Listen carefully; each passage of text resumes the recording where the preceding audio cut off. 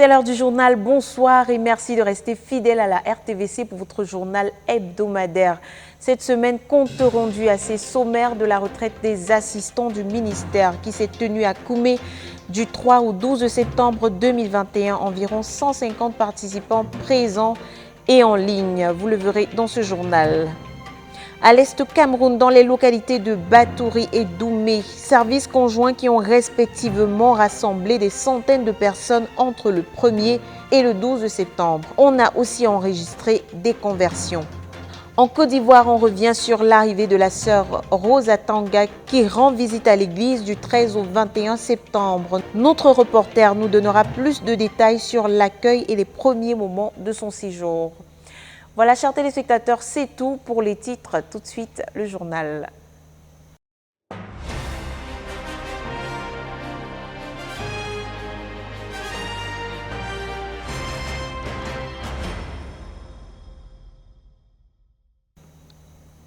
Elle a eu lieu à Koumé comme chaque année la traditionnelle retraite des assistants du ministère, cette fois du 3 au 12 septembre 2021 en présentiel comme sur Zoom. Ils ont été environ 150 participants venus de 25 nations pour partager ces moments de communion fraternelle autour de la parole de Dieu, libérée par le pasteur Théodore Andossé, orateur principal de la rencontre. On suit Dan Josué Molola.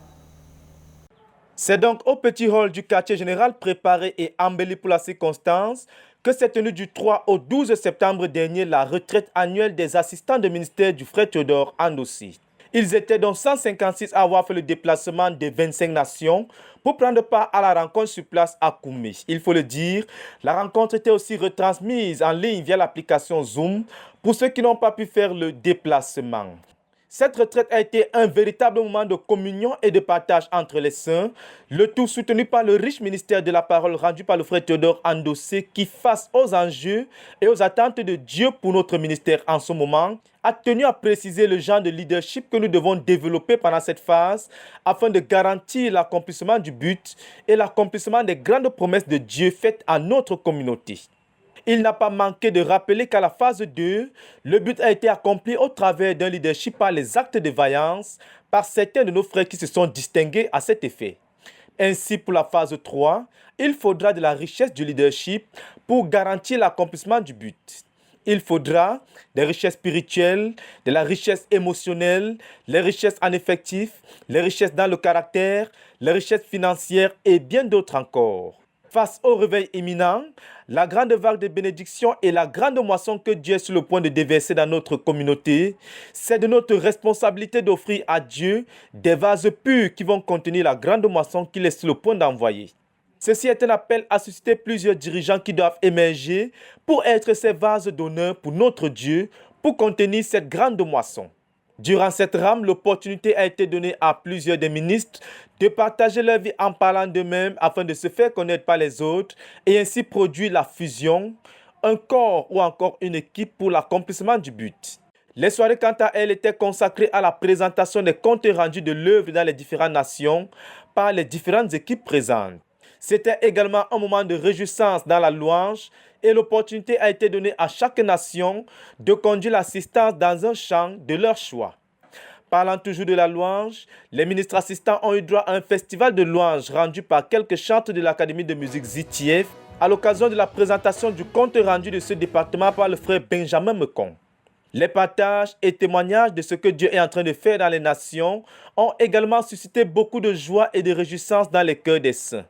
La clôture de la rame, quant à elle, a été marquée par la rupture du pain, suivie d'un puissant ministère de guérison, de délivrance, de brisement des malédictions et de bénédictions rendues à l'assistance. Et enfin, le mot final du frère Théodore qui a invité les saints à partir du livre de Josué à se fortifier et prendre courage pour poursuivre et garantir l'accomplissement du but de la phase 3. La prière pour la protection des différentes délégations conduites par la sœur Esther Kouanan a été la dernière grande articulation de ce programme intense de 10 jours qui s'est achevé sur une note de victoire de Dieu qui a puissamment œuvré dans les cœurs de ses enfants pendant cette rame. Dokoumé pour la RTVC, Dan Josué Mouloula Bekoum. Le 31e siège de prière tenu cette année par le Centre de prière et de jeûne pour la conquête du monde a eu lieu à Koumé les 7 et 8 septembre 2021, en même temps que la rame, d'où le besoin de couvrir par la prière l'événement ainsi que le leader, les dirigeants, les saints et bien sûr le but de la phase 3. Reportage signé Jacques Kouichi.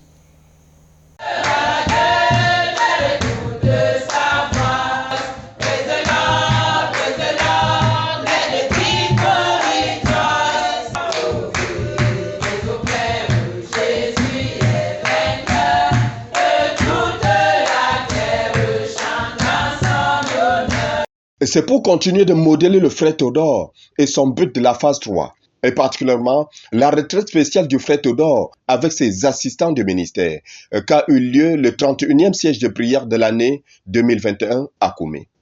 Et cette bataille du centre de prière et de jeûne pour la conquête du monde, d'une durée de 24 heures, a été coordonnée par la sœur Anne Nané. Tout comme les autres rencontres, elle a commencé par les actions de grâce au Seigneur à partir de 8 heures. Et puis, les ouvriers de Dieu, dans la prière, ont chanté des cantiques de louange à Dieu. La dirigeante de la rencontre a par la suite entamé les sujets de prière à l'ordre du jour. D'abord, le frère Théodore, et puis sa retraite spéciale avec ses assistants du ministère. Sujet après sujet de prière, selon les ordres reçus de la sœur Esther. La sœur Anne a conduit l'assemblée à couvrir chaque domaine de la vie du frère Théodore dans la prière, c'est-à-dire sa protection quotidienne, sa santé physique, sa marche avec Dieu. En fait, ils ont insisté à plusieurs reprises pour que le Seigneur accorde aux leaders les forces physiques surnaturelles. L'un après l'autre, les saints en prière ont insisté à chaque étape pour que Dieu descende puissamment dans la vie du leader. La dirigeante de la rencontre a également amené les soldats de la sœur Esther à revenir sur certains sujets de prière selon le fardeau que chacun avait dans son cœur. Ces intercesseurs ont veillé sur la vie spirituelle tant des dirigeants que de chaque saint de la communauté missionnaire chrétienne internationale. Enfin, ils ont assuré l'accomplissement du but de la phase 3. En effet, à ce niveau, ils ont supplié Dieu d'accorder à chaque saint de la CMCI de devenir un disciple du Seigneur Jésus-Christ. Ils ont combattu aussi totalement pour que chacun obéisse au message de Berthois. Enfin, ils ont plaidé avec le Seigneur pour qu'il bénisse notre ministère dans chaque nation où nous sommes représentés avec la croissance exponentielle en effectif. Puis, ils ont lutté avec Dieu pour que chaque saint du ministère travaille expandu dans l'évangélisation, dans le gagnement des âmes, l'implantation d'églises, la formation des disciples pendant les 3 prochains mois. Et Dieu a été fidèle. Il les a soutenus de bout en bout jusqu'à l'accomplissement de ces 24 heures de siège de prière. Enfin, ils ont adoré le Seigneur en proclamant « Nous sommes des serviteurs inutiles. Nous avons fait ce qui nous a été ordonné de faire et nous voici prêts pour la prochaine bataille. » À celui qui est assis sur le trône et à l'agneau, la gloire et la révérence pour ce siège de prière et son impact. Louer, adorer le Seigneur et surtout partager des moments de chaleureuse communion fraternelle. Tel a été l'ordre du jour le 12 septembre dernier au cours du service conjoint de Nyangaza. Le centre expérimental du quartier général a rassemblé à cette occasion environ 300 personnes. Une célébration racontée par Jacques Kouichi. Environ 300 fidèles étaient rassemblés au centre expérimental de l'école de la connaissance et du service de Dieu ce dimanche 12 septembre 2021. C'était à l'occasion de leur 3e service conjoint de l'année qu'ils se sont retrouvés pour louer l'Éternel, communier ensemble et évaluer l'état d'avancement du but du centre. Mais selon certains saints de ce centre, il fallait qu'on se voie et qu'ensemble, on célèbre l'Éternel et que les nouveaux convertis voient aussi les autres membres de leur centre. Le pasteur Marek, dirigeant du centre, a assuré la coordination de cette rencontre qui a commencé vers 9 heures. Les saints rassemblés ont eu l'opportunité de louer l'Éternel. Dirigés par leur chorale, ils ont eu plus de 2 heures de temps d'affilée de louanges au Seigneur. Ils ont aussi adoré l'Éternel par des chants en différentes langues représentés dans cette assemblée ce matin. Et pendant qu'ils étaient plongés dans cette célébration, les invités spéciaux pour la circonstance, 5 frères de la CMC Côte d'Ivoire ont fait leur entrée dans la salle. Après leur présentation, le pasteur Marc a pris la parole pour la prédication de l'Évangile. Son texte de référence a été Exode chapitre 12, versets 12 à 14 et 22 à 28. Il a démontré à son auditoire que Dieu s'était manifesté en Égypte par des signes et des prodiges. Il avait accompli 9 premières plaies pour montrer sa puissance, parce qu'en réalité, personne ne peut lutter contre Dieu. Dieu pouvait libérer son peuple, a-t-il souligné dès les premiers signes. Mais en réalité, c'est la dernière plaie que Dieu a utilisée pour le salut des âmes. Dieu avait ordonné de mettre du sang de l'agneau sur les linteaux et les montants des portes. Ce qui devait servir de différence entre chaque maison en Égypte ce jour-là, c'était le sang sur les linteaux et les montants des portes. Et, a-t-il démontré, Jésus-Christ est l'agneau de Dieu immolé depuis la fondation du monde pour le salut de chaque homme sur la planète Terre. Jésus a versé son sang à la croix et ce sang est désormais disponible pour quiconque veut être sauvé. Revenant un peu en arrière, il a dit que plusieurs des enfants de Dieu veulent avoir Jésus, mais ne sont pas prêts à abandonner tout péché dans leur vie. Ils veulent le sang sur les linteaux et les montants de leur porte, mais continuer de sortir pour aller se promener dehors dans le monde. Il leur a rassuré que personne ne peut servir Jésus avec le péché. Personne ne peut avoir le salut, la guérison, la délivrance avec le péché dans sa vie. Par ces paroles et plusieurs autres, il a exhorté ceux qui étaient prêts à quitter radicalement l'Égypte aux conditions de Dieu à venir à la repentance. Et même tous ceux qui étaient déjà à l'intérieur de la maison et qui de temps en temps faisaient des tours dans le monde ont été rappelés à revenir radicalement à Dieu et aux conditions de Dieu. Au total, 34 âmes sont venues à la véritable repentance envers Dieu et au salut en Jésus-Christ. Le frère Ernest Traé a assuré la deuxième partie de la rencontre réservée au brisement des malédictions et à la délivrance. Et à l'issue de son ministère, 25 personnes ont été instantanément guéries et délivrées de leurs maladies et de leurs malédictions.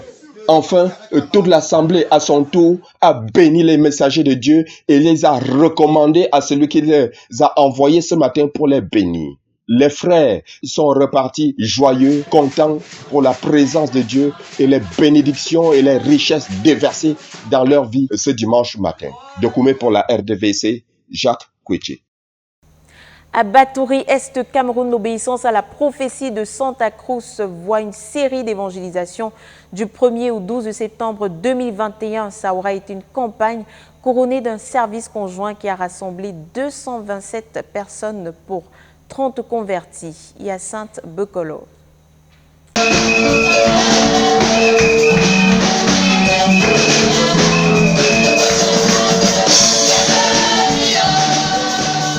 Dans la province spirituelle d'Acadie en général et dans le centre de Batouri en particulier, l'évangélisation, le gagnement des âmes et l'implantation des églises suivent son cours. En effet, le centre d'évangélisation de Sambo, sous la direction du pasteur Arnaud Gagna, a organisé des sorties d'évangélisation dans les marchés et dans les maisons. Jusqu'ici, une première sortie d'évangélisation avait été faite dimanche 1er janvier 2021, sortie au cours de laquelle 5684 personnes avaient écouté l'évangile, 570 traités avaient été distribués et près de 202 personnes avaient reçu le Seigneur Jésus-Christ comme leur Seigneur et Sauveur. Ainsi, dans cet élan d'évangélisation, le centre de Sambo a organisé une série de prédications porte à porte du 1er septembre au 12 septembre 2021. Et le samedi 11 septembre, ils ont organisé une réunion des dirigeants de l'Axe pour les rapports d'activité du premier semestre. Et le moins qu'on puisse dire, c'est que 34 dirigeants sont venus de 12 localités. Dimanche 12 septembre 2021, un service conjoint a été organisé toujours au centre de Sambo. 227 personnes ont pris part à cet événement avec 83 invités. 30 personnes ont donné leur vie au Seigneur Jésus avec 20 baptêmes dans l'eau. Plusieurs guérisons et une délivrance sont à signaler.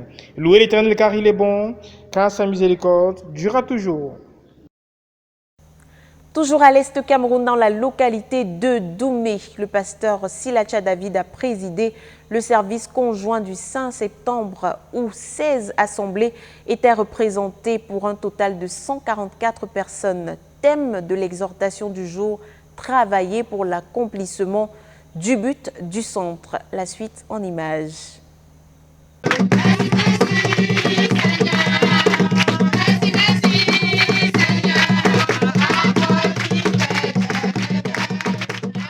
Dimanche 5 septembre 2021, le sous-centre de Doumé a organisé un service conjoint. Ils ont pu rassembler 16 assemblées des maisons pour un total de 144 personnes. Après la prédication de l'évangile et l'exhortation par le pasteur David Silacha pour accomplir le but du centre, il a insisté et interpellé l'auditoire à se mettre au travail pour l'accomplissement du but, surtout dans l'évangélisation, le gagnement des âmes et l'implantation des églises. Avant la fin de cette année, il faut qu'on atteigne au moins 5000. Amen. Amen. Quand je parle de 5000, ce n'est pas mon travail seul. C'est ton travail et mon travail. C'est nous tous, chacun doit mettre sa main pour que les 5000 membres intègrent. À l'occasion de cet événement, plusieurs enfants se sont illustrés dans la mémorisation de la parole et d'autres enfants ont reçu des fournitures scolaires. Louez l'Éternel car il est bon, car sa miséricorde durera toujours. En Côte d'Ivoire, visite de la sœur Rosa Tanga, responsable internationale du ministère aux enfants du 13 au 21 septembre 2021. Objectif de la mission, rencontre avec les dirigeants, les ministres aux enfants et les enfants. On retrouve avec Pascal Biouri le reportage d'un accueil chaleureux. Suivons plutôt.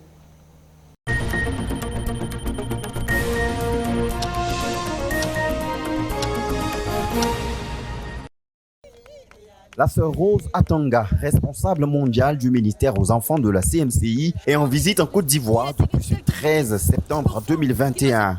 Elle a foulé le sol ivoirien, précisément à l'aéroport Félix Houphouët-Boigny d'Abidjan ce lundi à 10h, là où elle fut accueillie par les ministres aux enfants et les anciens de l'église d'Abidjan. Les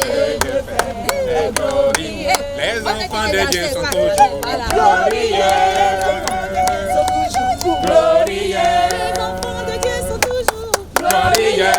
Conduite par cette délégation au siège de la CMCI Côte d'Ivoire, un accueil chaleureux et fraternel lui fut réservé par l'Église, en particulier les agneaux, les ministres aux enfants et plusieurs anciens de l'Église.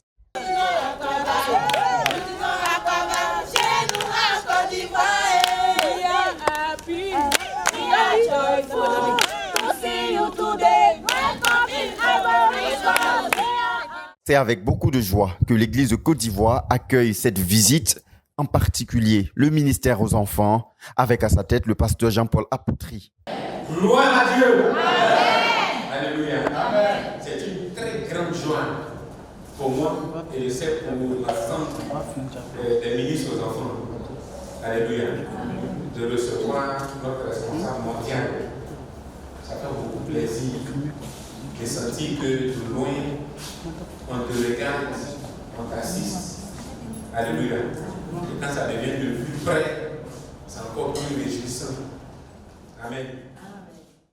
Prenant à son tour la parole, la sœur Rose Atanga traduit sa joie d'être en Côte d'Ivoire, tout en ne manquant pas de préciser l'importance des enfants dans notre ministère. Gloire à Dieu. Amen. Nous voici donc à Abidjan. Amen. Amen. Et nous croyons que nous allons passer un bon moment ensemble. Comme vous le savez bien, les enfants, c'est la base. C'est-à-dire la fondation, on peut dire. Nous devons prendre les enfants très au sérieux. Parce que déjà, ils représentent 60% de nos effectifs, ils représentent 60% de notre but. Donc si nous voulons avoir une église solide, si nous voulons avoir une œuvre établie, nous devons investir en les enfants. Dans la suite de son propos, elle retrace brièvement l'historique de ses 33 ans d'expérience dans le ministère aux enfants, tout en donnant quelques précisions sur la place fondamentale du ministère aux enfants dans l'Église. J'ai cru en février, le 7 février 1988, à Garoua. Certains d'entre vous connaissent Maman Céline Bidja, c'est ma mère. Donc j'ai cru le 7 février 1988. Et à peine 2 mois après, j'ai commencé avec le ministère aux enfants. Donc l'âge dans la foi, c'est l'âge du ministère aux enfants aussi. Donc j'ai 33 ans dans la foi, j'ai 33 ans dans le ministère aux enfants. J'ai grandi avec le ministère aux enfants. Parce qu'à l'époque, on ne savait pas très bien ce que c'est. Le Seigneur nous dirigeait, c'est le Seigneur qui nous conduisait. Et c'est ce que je dis souvent aux gens, quand on attend cette formation, nous on n'a pas commencé avec cette formation-ci. Ta relation avec Dieu. L'enfant croit, l'enfant accepte Jésus dans son cœur. Si l'enfant te dit qu'il a cru, demande son témoignage, il va te dire exactement ce qui s'est passé. Donc nous devons cesser de mettre le point d'interrogation sur la foi des enfants. Ils croient même plus que nous, les adultes là. Chaque fois que tu vas prêcher, si tu dis que la personne qui a touché à cette bouteille sera en enfer, l'enfant a touché à la bouteille, il va se lever. Mais toi, adulte qui a touché à la bouteille, tu ne vas pas te lever. Arrivé en Côte d'Ivoire ce lundi 13 septembre pour une visite qui s'étendra jusqu'au 21 septembre 2021, la mission de la sœur Rose Atanga en Côte d'Ivoire sera marquée par plusieurs rencontres avec les ministres aux agneaux, les dirigeants de l'église et les agneaux. C'est effectif. Maman Rose Atanga au lieu de nous l'avons accueilli ce matin. Et je vais nous confirmer que notre programme va effectivement commencer ce jeudi, où nous aurons à travers avec elle. Et à ce propos-là, nous invitons tous les ministres aux enfants. Nous invitons ceux qui aspirent au ministère aux enfants. Nous invitons également nos amis du ministère aux enfants, les dirigeants et autres personnes qui voudraient apprendre à connaître ce que c'est que les enfants, qu'est-ce que le ministère aux enfants, qu'est-ce qu'on y fait. Ceux également sont invités à cette séance de formation qui va commencer le jeudi à partir de 9h. Un riche programme qui commencera par une retraite spirituelle personnelle qu'elle tiendra le mardi 14 et le mercredi 15 septembre. Ensuite, le jeudi 16 septembre, elle tiendra une rencontre avec les ministres aux enfants de 9h à 20h. Le vendredi 17 septembre, elle poursuivra sa rencontre avec les ministres aux enfants de 9h à 20h. Le samedi 18 septembre, en matinée, elle achèvera sa rencontre avec les ministres aux enfants de 9h à midi, suivie en soirée d'une rencontre avec tous les dirigeants de 15h à 20h. Le dimanche 19 septembre, elle tiendra une adoration d'ensemble avec tous les enfants de l'église de 9h à midi, suivi le lundi 20 septembre d'un ministère individuel à rendre avant son départ pour le Cameroun, le mardi 21 septembre. Gloire à Dieu. Amen. Nous sommes à Abidjan et en tant que ministre aux enfants, vous êtes invités massivement, les parents, les enfants, les jeunes, les futurs ministres aux enfants, les dirigeants, vous êtes massivement invités à notre période, à notre session de travail de jeudi à dimanche et vous serez bénis. Donc venez massivement, vous allez trouver votre compte. Amen. Amen.